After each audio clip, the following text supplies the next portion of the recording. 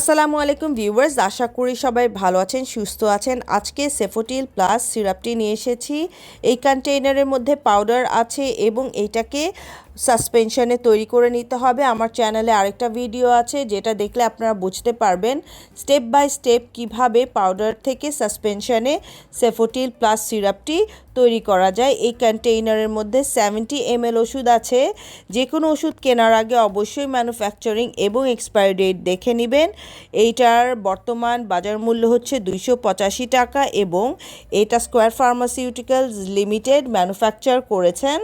এটার জেনেরিক নাম হচ্ছে সেফুরক্সাইম অ্যান্ড ক্লাভুলানিক অ্যাসিড এবং প্রতি 5 মিলি প্রস্তুতকৃত সাসপেনশনের আছে সেফিরক্সিম 125 মিলিগ্রাম, এর সমতুল্য সেফিরক্সিম এক্সেটিল বিপি এবং ক্লাভুলানিক অ্যাসিড 31.25 মিলিগ্রামের সমতুল্য পটাশিয়াম ক্লাভুলানিট বিপি। প্রতিবার সেবনের পূর্বে বোতলটিকে ভালোভাবে ঝাঁকিয়ে নিতে হবে এবং যে কোনো ওষুধ সেবন করার আগে অবশ্যই ডক্টরের পরামর্শ নিয়ে নিতে হবে।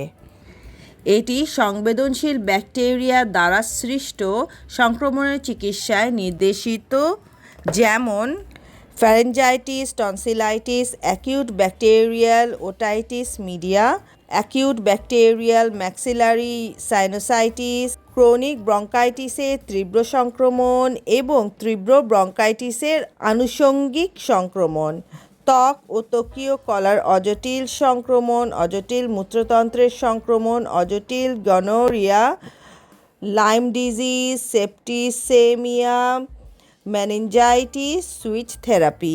বিভিন্ন রোগে বিভিন্নভাবে এটার ডোসেজ নির্ধারিত করা হয়। সো ডক্টরের পরামর্শ নিয়ে আপনাদের ডোসেজটা জেনে নিতে হবে।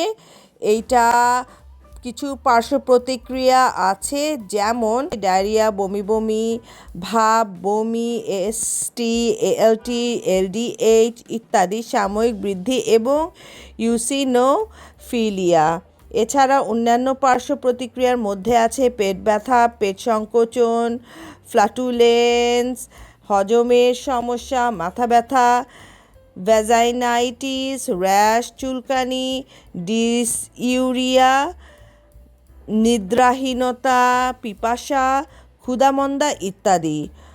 গর্ভাবস্থায় প্রথম 3 মাস সাধারণত সকল অ্যান্টিবায়োটিক পরিহার করা উচিত, তবে মূত্রতন্ত্র ও অন্যান্য সংক্রমণের ক্ষেত্রে গর্ভাবস্থার শেষ দিকে সেফিউরিক্সিম ক্লাভুলানিক অ্যাসিড ব্যবহার করা যেতে পারে। যে কোনো ওষুধ অবশ্যই রেজিস্টার্ড ডক্টরের পরামর্শ নিয়েই আপনাদের সেবন করতে হবে। এটা ট্যাবলেট ফর্মুলাও আছে, ট্যাবলেটটাও আপনারা সেবন করতে পারেন ডক্টরের পরামর্শ অনুযায়ী। 3 মাসের ছোট বাচ্চারা এটাকে নিতে পারবে না, 3 মাসের বড় বাচ্চারা এটাকে সেবন করতে পারবে চিকিৎসকের পরামর্শ অনুযায়ী। আজকে এখানেই শেষ করছি। আর কোনো যদি আপনাদের প্রশ্ন থাকে কমেন্ট করে আমাকে অবশ্যই জানাবেন। সাথে থাকার জন্য প্লিজ আমার চ্যানেলটিকে সাবস্ক্রাইব করবেন।